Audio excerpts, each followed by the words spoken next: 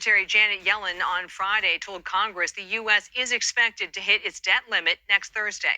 The current national debt stands at more than $31 trillion. The country's total borrowing limit is $31.4 trillion. Yellen informed lawmakers that once the limit is reached, the Treasury will start taking, quote, extraordinary measures to prevent a default, like delaying some payments.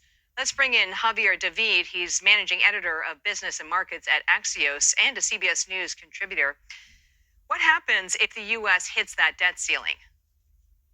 Well, what would happen is may very well have the scenario that some have warned about for years, but never quite managed to come to fruition, that the U.S. will default on its debt. That means bills won't get paid, interest payments won't get made, and it could be borderline catastrophic for the U.S. economy.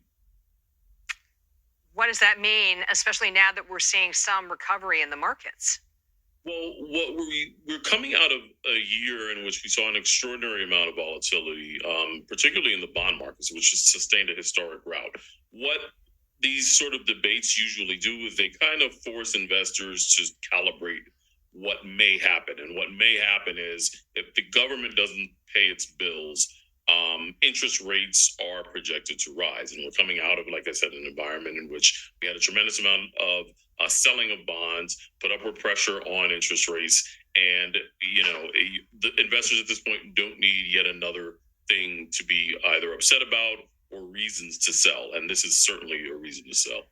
What tools does the Treasury Department have to delay a potential default? So there's a lot of sort of shifting around of accounts. They sort of prioritize certain bills over others. Janet Yellen's letter today basically stated that the borrowing limit, which is a little bit over 31 trillion, will be hit on Thursday. So now this is what they start doing. They resort to what they call extraordinary measures. And again, that's just sort of shifting money out of certain accounts, prioritizing certain things over others. But the real drop dead date, or the X date, as some refer to it as, it could be in the fall, but as Treasury exhausts all of its options, but it could happen even earlier, maybe as early as June. For context, and in closing, what does that tell us about spending and the budget under the current administration? Yeah, I mean, this time we sort of in the markets tend to ignore a lot of the Sturm und Drang about the debt ceiling until, of course, it looks like there's going to be some other crisis.